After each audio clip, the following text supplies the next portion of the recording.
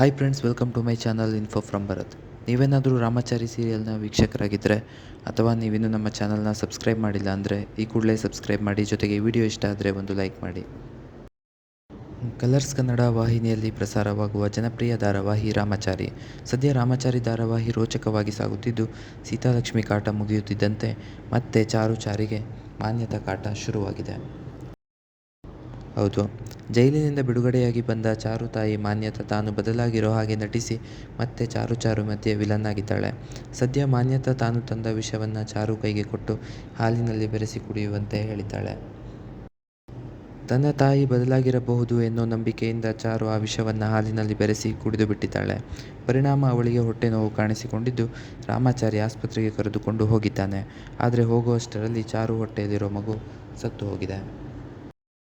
ಸದ್ಯ ಮಗುವನ್ನು ಸಾಯಿಸೋ ಪ್ಲ್ಯಾನಲ್ಲಿ ಮಾನ್ಯತಾ ಗೆದ್ದಿದ್ದಾಳೆ. ಇದಾಗಿತ್ತು ಫ್ರೆಂಡ್ಸ್ ಇವತ್ತಿನ ವಿಡಿಯೋ. ಇದೇ ರೀತಿ ಇನ್ನೂ ಹೆಚ್ಚಿನ ವಿಡಿಯೋಗಳಿಗೆ ತಪ್ಪದೇ ನಮ್ಮ ಚಾನಲ್ನ ಸಬ್ಸ್ಕ್ರೈಬ್ ಮಾಡಿ. ಮುಂದಿನ ವಿಡಿಯೋದೊಂದಿಗೆ ಮತ್ತೆ ಸಿಗೋಣ. Thank you.